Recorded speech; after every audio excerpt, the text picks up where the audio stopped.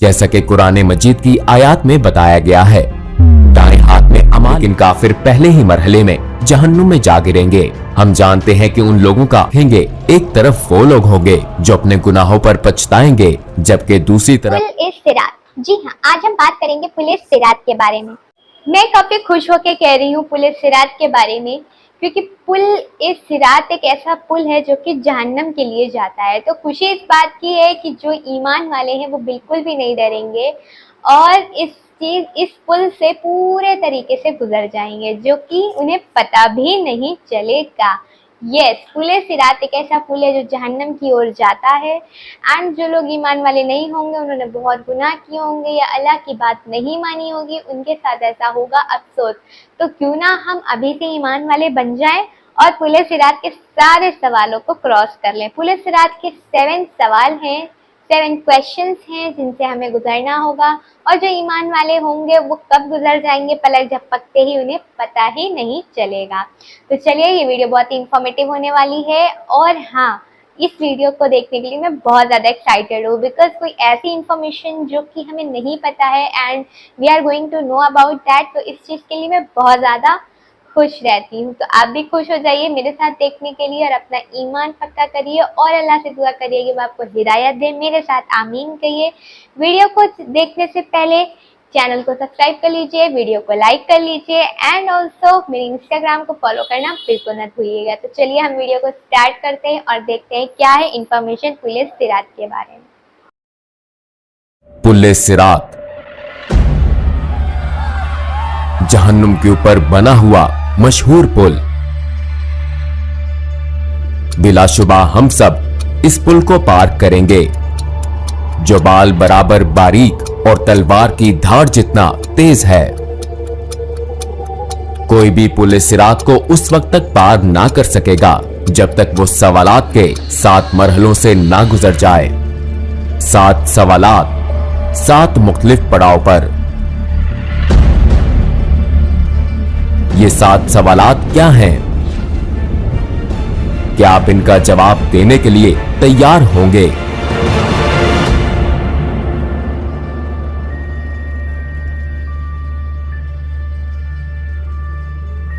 हजरत मोहम्मद सल्लल्लाहु अलैहि वसल्लम ने एक हदीस में पुल सिरात को यूं बयान फरमाया, पुल सिरात को पार करने का इन्हसार हर एक के अमाल पर है।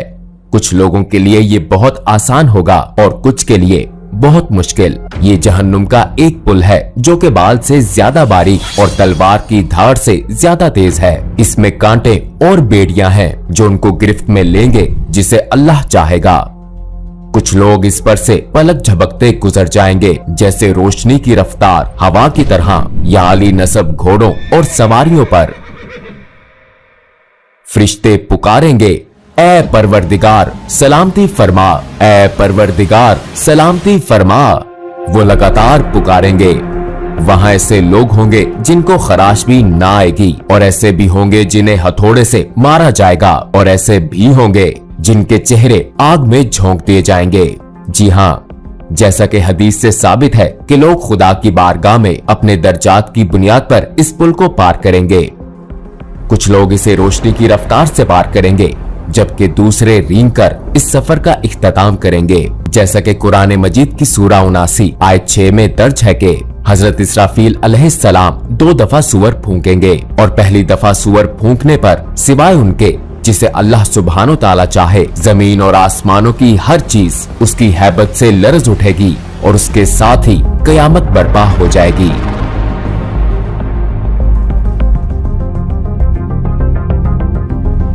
दूसरी दफा सूअर फूंकने पर सब दोबारा जिंदा होंगे और अपने रब की तरफ दौड़ेंगे ताकि मैदाने हशर में जमा हो जाएं, रोजे महशर का मकाम। जो लोग इस खौफनाक कयामत में दोबारा उठाए जाएंगे, उनको उनके अमाल का हिसाब दिया जाएगा जो उन्होंने दुनिया में किए थे। जैसा कि कुरान मजीद की आयत में बताया गया है, दाएं हाथ में अमाल नामा पाने वालों के लिए जन्नत की बिशारत है, और अगर अमाल नामा बाएं हाथ में या पीछे से दिया जाएगा तो ये जहन्नुम के अजाब की वईद है। जमीन पर हमारे साथ किरामुन कातिबीन के नाम से 2 फरिश्ते हर वक्त हर जगह हमारे अमाल लिखते हैं, लिहाजा हमारे किए गए तमाम अच्छे और बुरे अमाल हमारे सामने होंगे।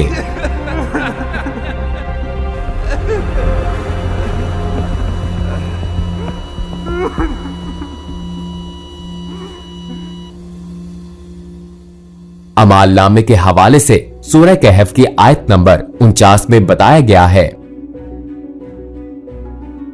और उनके सामने अमाल नामा रख दिया जाएगा। फिर तू मुजरिमों को देखेगा, उस चीज से डरने वाले होंगे जो उसमें है, और कहेंगे अफसोस हम पर। ये कैसा अमाल नामा है कि उसने कोई छोटी या बड़ी बात नहीं छोड़ी, मगर सबको महफूज किया हुआ है, और जो कुछ उन्होंने किया था सबको मौजूद पाएंगे, और तेरा रब किसी पर जुल्म नहीं करेगा। रोज़े महशर अमाल नामा हमारे सामने रखा जाएगा।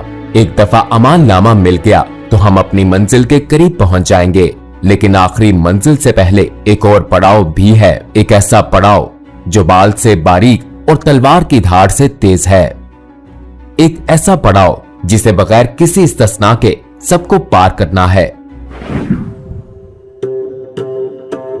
ये पड़ाव पुल सिरात है। तुम में से कोई भी ऐसा नहीं जिसका इस पर से गुजर ना हो, ये तेरे रब पर लाजिम मुकर्रर किया हुआ है।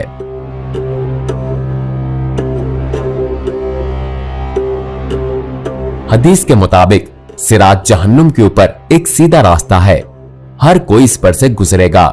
ईमान वाले इस पर से अपने अमाल के मुताबिक तेजी से या आहिस्तगी से गुजरेंगे, जबकि काफिर और गुनाहगार लोग ठोकर खाकर जहन्नुम में जा गिरेंगे।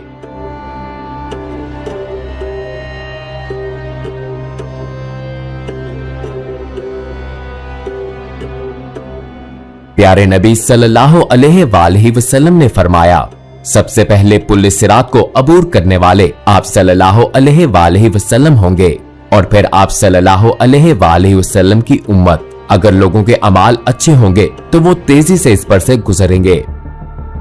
लिहाजा पुल सिरात पार करने के लिए आपसे क्या पूछा जाएगा? पुल सिरात पर हर एक से उसकी जिंदगी के अच्छे अमाल और गुनाहों के बारे में पूछा जाएगा। जैसा कि हमने शुरू में कहा कि पुल सिरात को 7 मरहलों पर सवालात के बगैर पार नहीं किया जा सकता। 7 पड़ाव के 7 सवालात। पहले पड़ाव पर जो पहला सवाल होगा वो हमारे ईमान के बारे में है। अगर हमारा ईमान कामिल है तो हम बासानी पहले मरहले से गुजर जाएंगे, लेकिन काफिर पहले ही मरहले में जहन्नुम में जा गिरेंगे। हम जानते हैं कि उन लोगों का आखिरी ठिकाना जहन्नुम है जिनको ईमान लाने का मौका दिया गया, लेकिन वो फिर भी ईमान नहीं लाए।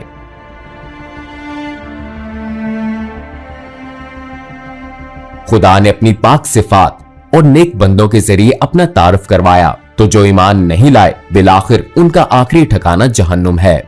और जहन्नुम इतनी बेरहम होगी कि जब उससे पूछा जाएगा कि क्या तुम भर गई हो, तो ये चिल्लाकर कहेगी क्या और नहीं है। दूसरे लफ्जों में उस दिन तमाम काफिर जहन्नुम में झोंकने के बाद भी कोई चीज उसका पेट नहीं भर सकेगी।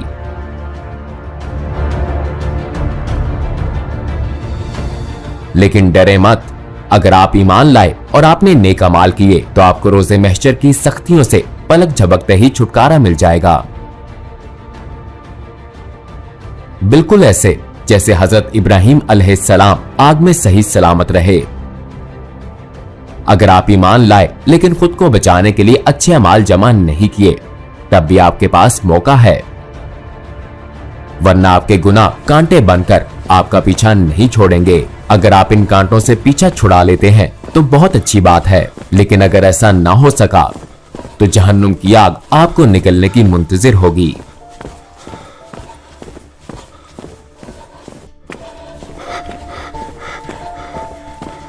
जैसा कि सूरह मरियम की आयत नंबर 72 में दर्ज है, फिर हम उन्हें बचा लेंगे जो अल्लाह सुब्हानो ताला से डरते हैं, और जालिमों को इसमें घुटनों पर गिरे हुए छोड़ देंगे।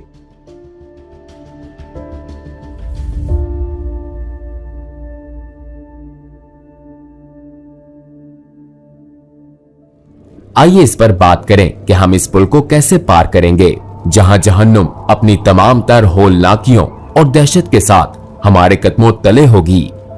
हम कोशिश करेंगे कि इस पर नजर ना पड़े और हमारी तवज्जो अपने रास्ते पर मरकूज रहे। हम अपने इर्द गिर्द लोगों को देखेंगे, एक तरफ वो लोग होंगे जो अपने गुनाहों पर पछताएंगे, जबकि दूसरी तरफ वो लोग होंगे जो जहन्नुम में जा गिरेंगे। वहाँ ऐसे लोग भी होंगे जो इस दुनिया में रहते हुए आखिरत की फिक्र करते थे, और वही होंगे जो इस पुल को तेजी से बगैर किसी तकलीफ के पार कर लेंगे।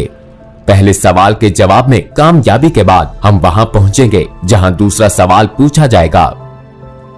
हमसे यहाँ नमाज के बारे में पूछा जाएगा, जो कि ईमान के बाद दीन इस्लाम का सबसे अहम सतून और इसके बुनियादी अरकान में से एक है। आपकी नमाजें जितनी मुकम्मल और खालिस होंगी, आपका हिसाब उतना ही आसान होगा। लेकिन अगर आपकी नमाज सही नहीं है तो शायद आपके अकीदे की इमारत गिर जाएगी। हमारे प्यारे नबी सल्लल्लाहु अलैहि वसल्लम ने फरमाया, नमाज दीन का सतून है, जिसने इसको तर्क किया बस उसने पूरे दीन को मुनहदम किया। अगर हम जहन्नम की आग से बचना चाहते हैं तो हमें यकीनी तौर पर अपनी नमाजें एक इमारत के मजबूत सतून की तरह कायम करनी होंगी। अगर हम जमीन पर सुई के नाके से भी जहन्नुम की आग देख लें तो सजदे से सर नहीं उठाएंगे।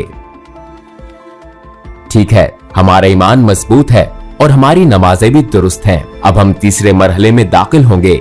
अगर हमने दुनिया में खुदा के माल को उसकी हदायत के मुताबिक खर्च नहीं किया तो अगला सवाल हमारे लिए परेशान कुन होगा, क्योंकि हमसे पूछा जाएगा कि हमने अपना माल कहां खर्च किया और किसके साथ बांटा। क्या हमने ज़कात अदा की? हमसे सवाल होगा।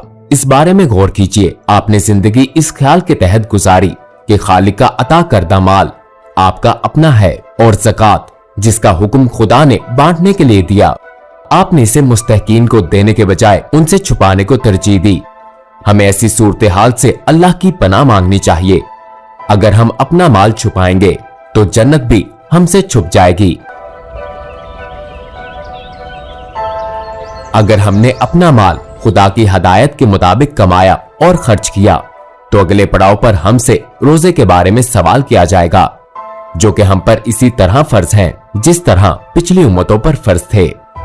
अगर हम इस पूछ कूछ के दौरान काश जैसा लफ्ज अदा नहीं करना चाहते तो हम पर लाजिम है कि माजी में हीलों बहानों से जो रोजे छोड़े हैं उनकी कज़ा अदा करें। इसके बाद हम पांचवें पड़ाव पर होंगे। इस पड़ाव पर हमसे हज के बारे में पूछा जाएगा। अगर आप माली मसाइल की वजह से हज नहीं कर सकते तो माली इस्तेहकाम के बाद जिंदगी में एक दफा जरूर हज करें। अगर हम इस्तात होने के बावजूद हज अदा नहीं करते और बहाने बनाते हैं तो हम संगीन नताइज का सामना कर सकते हैं। छठे पड़ाव पर हम इस मौजू की तरफ आएंगे जो बिना इस्तिस्ना के हर किसी से मुतल्लिक है। ये मौजू हकूकुल लिबाद और सिला रहमी है।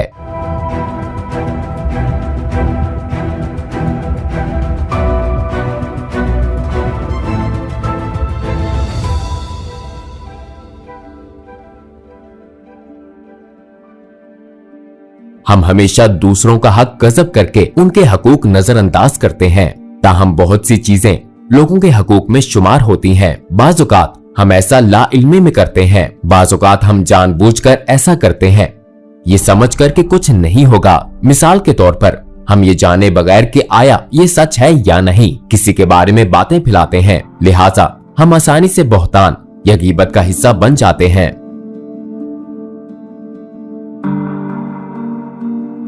हमारे दीन में खानदान और रिश्तेदारों का तस्वुर बहुत अहम है, लिहाजा इसको बहुत अहमियत देनी चाहिए। ताहम हो सकता है कि हम अपने तमाम रिश्तेदारों के साथ हमेशा ना रहें, हमें उनके कुछ रवैये नापसंद हो, लेकिन हमें उनसे मुकम्मल कता ताल्लुक नहीं करना चाहिए। आइए सहाबा कराम रिजवान अल्लाह अलैहिम अजमाइन की हयात पर नजर डालें। चंद सहाबियों के वालिदैन मुसलमान ना थे, लेकिन उन्होंने फिर भी अपने वालिदैन को खुश करने की कोशिश की, सिवाय उन मामलात के जिनसे खुदा ने मना किया था। जब हम उन तमाम मराहिल से गुजर जाएंगे तो हमसे तहारत यानी गुस्ल का सवाल होगा। अगर हम पिछले 6 सवालों में कामयाब रहे, खुदा के फजल से हम उन लोगों में शामिल होंगे जो सफाई को तरजीह देते हैं। अगर हम तहारत का ख्याल ना रखते तो पिछले सवालात में कामयाबी भी मुमकिन ना होती।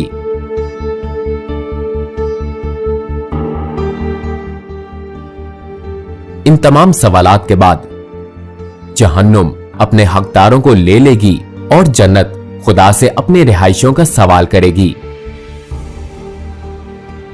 नबी अकरम सल्लल्लाहु अलैहि वसल्लम ने एक हदीस में फरमाया, बहुत से लोगों को पुल सिरात का पता भी ना चलेगा और वो फरिश्तों से इस बारे में पूछेंगे कि वो जहन्नुम और पुल सिरात कहाँ हैं? क्या हमने इसे अबूर कर लिया? फरिश्ते जवाब देंगे कि तुम जहन्नुम के ऊपर इस पुल को पार कर चुके हो, लेकिन तुम्हारे अमाल के नूर की वजह से जहन्नुम की आग बुझ गई और ढांप दी गई। कहा जाता है जहन्नुम की आग मोमिनीन से कहेगी, ए मोमिनो, मेरे ऊपर से तेजी से गुजरो, क्योंकि तुम्हारे अमाल का नूर मेरी आग को बुझाता है।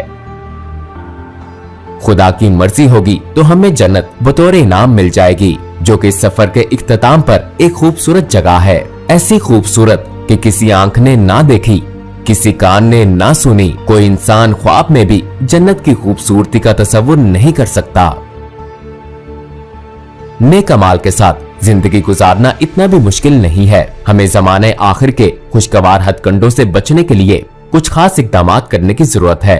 याद रखिए कि हमने जितनी बातें कही सब दुरुस्त हैं और लाजमन वकू पजीर होंगी। तो क्या दुनिया में आरज़ी जिंदगी के लिए आखिरत तबाह करना जरूरी है? ठीक है, आपको किसकी ज्यादा फिक्र है, दुनिया के आरज़ी या उस पुल की जो अब्दियत की तरफ लेकर जाता है? तो काफी इन्फॉर्मेशन थी, तो जो ईमान वाले हैं उनके साथ ऐसा बिल्कुल भी नहीं होगा। तो फटाफट से ईमान वाले हो जाइए, चैनल को सब्सक्राइब कर लीजिए और बहुत ही अच्छी वीडियो थी। Thanks a lot, Allah Hafiz.